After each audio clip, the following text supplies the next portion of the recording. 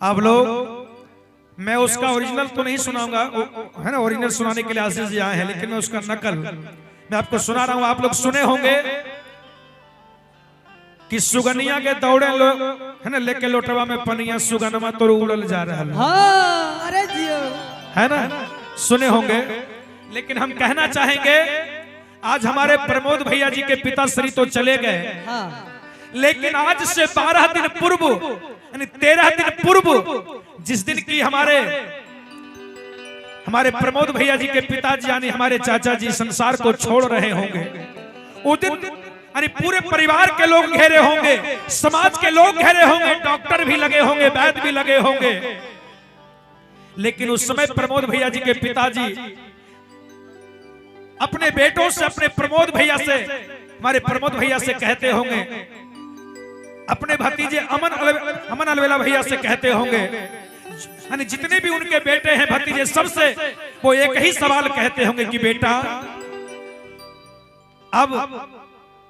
परमात्मा के घर से मेरा बुलावा आ चुका है, अब मैं यहाँ रुकने वाला नहीं हूँ, अब ये तुम्हारी दवाई कोई काम नहीं करेगी बेटा। बेटा कहते होंगे कि बेटा, और घरवा दुआरिया और सब छूटल जा रहलौ, और बेटा छूटल जा रहलौ। और ध्यान देंगे, हमारा जो समाज है, हमारा जो गांव है, जो बेटा होता है ना, उसे भी सोना कहा जाता है कि हमारे सोने जैसा ये लल्ला है ना। वो अपने बेटे से कहते होंगे, अरे घरवा दुआरिया अरे बेटा छूटल जा रहलौ, अरे सोनमा छूटल जा रहलौ,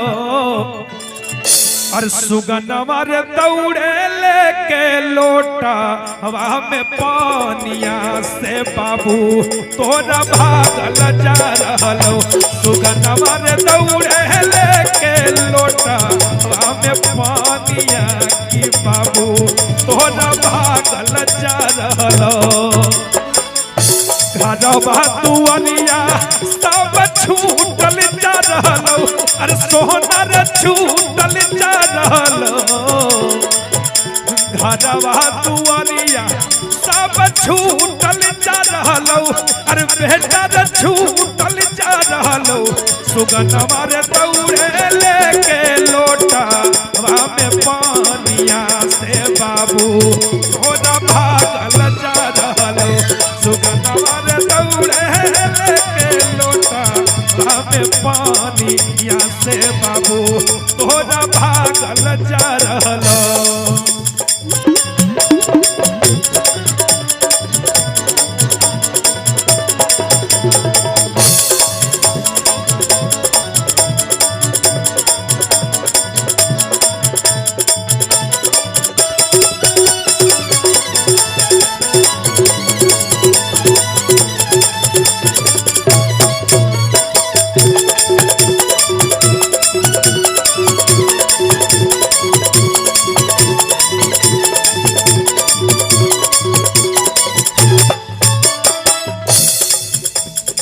हमारे प्रमोद भैया जी के पिताजी उनसे कहते होंगे कि बेटा रे दौड़ा लेके लोटा में पनिया, बाबू तोर भागल जा रहलो। ध्यान देंगे, उस समय प्रमोद भैया सभी भाई मिलकर के अपने बाबूजी से कहते होंगे कि बाबूजी अगर आप मुझे छोड़कर चले गए ना,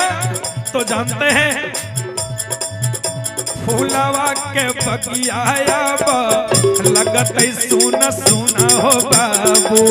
तोड़ी के पिंजड़वा जखने भागत सुगनमा हो बाबू।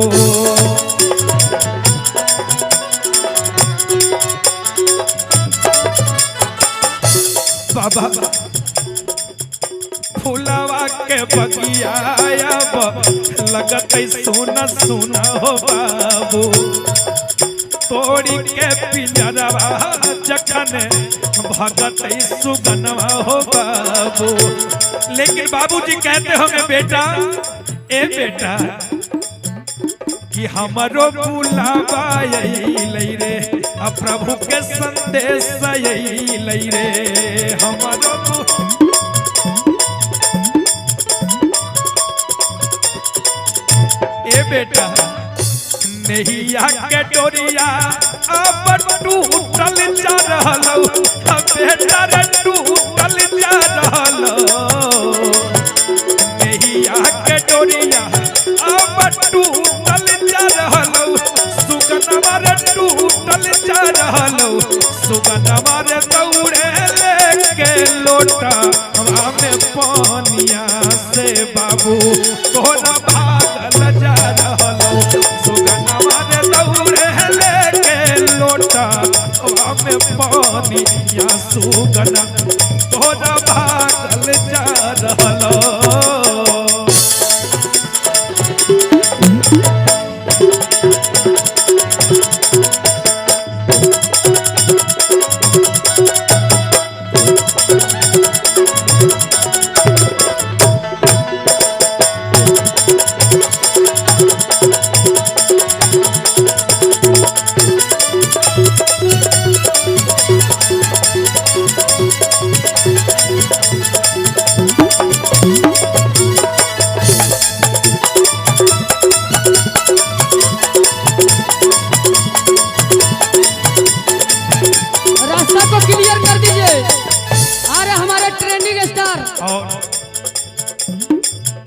और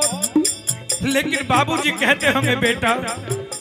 बाबूजी कह रहे हैं कि बेटा चिंता ना कर बेटा बेटा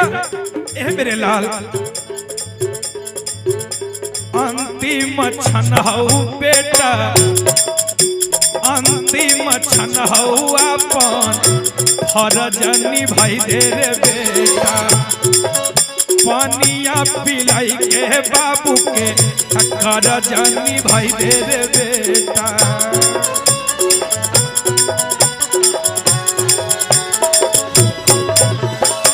अंतिम क्षण हऊ अपन फर्ज निभाई दे रे बेटा पानिया पिलाई के बाबू के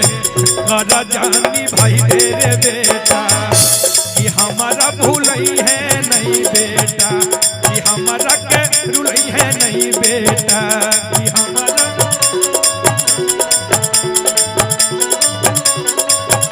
ए बेटा बालक बेदर्द नहीं टूटल जा रहलो प्रभु से टूटल जा रहलो प्रभु से टूटल जा रहलो प्रभु जी से नाता मोर टूटल जा रहलो बेदर्द से टूटल जा रहलो सुगन मारे दौड़े लेके लोटा में पानिया की बाबू